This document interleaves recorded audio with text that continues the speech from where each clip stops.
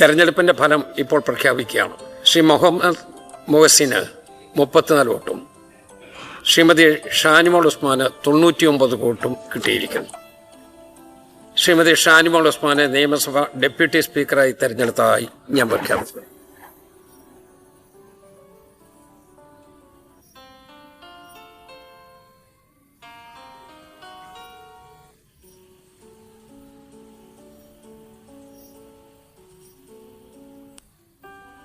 പതിനേഴാം കേരള നിയമസഭയുടെ ഡെപ്യൂട്ടി സ്പീക്കറായി തെരഞ്ഞെടുക്കപ്പെട്ട ശ്രീമതി ഷാനിമോൾ ഉസ്മാനെ ഞാൻ ഹാർദവുമായി അഭിനന്ദിക്കുകയാണ്.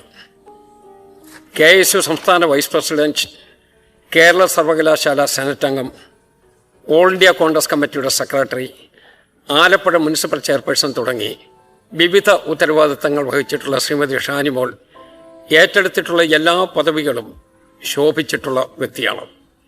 14ാം കേരള നിയമസഭയിലേക്ക് ഉപതെരഞ്ഞെടുപ്പിലൂടെ അരൂരിൽ നിന്ന് ശ്രീമതി ഷാനിമോൾ തിരഞ്ഞെടുക്കപ്പെട്ടിരുന്നു. 3.5 പതിറ്റാണ്ടിന് ശേഷമാണ് ഒരു വനിത ഡെപ്യൂട്ടി സ്പീക്കറായി തിരഞ്ഞെടുക്കപ്പെടുന്നത്. സംസ്ഥാന ദേശീയ രാഷ്ട്രീയത്തിൽ വ്യക്തിത്വം തെളിയിച്ച മഹനീയ വനിതയാണ് ശ്രീമതി ഷാനിമോൾ ഉസ്മാൻ.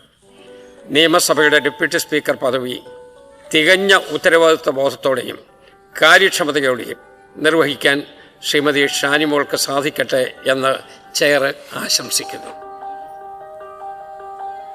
നമസ്കാരം. 16ാം കേരള നിയമസഭയിലെ ഡെപ്യൂട്ടി സ്പീക്കറായി തിരഞ്ഞെടുക്കപ്പെട്ടതിൽ തീർച്ചയായും ഞാൻ സന്തോഷിക്കുന്നു. സഭ ഏൽപ്പിച്ചിരിക്കുന്ന ഉത്തരവാദിത്തം പരമാവധി നിഷ്പക്ഷമായും സ്വതന്ത്രമായും നിർവഹിക്കുക എന്നുള്ളതാണ് എൻ്റെ ഉത്തരവാദിത്തം.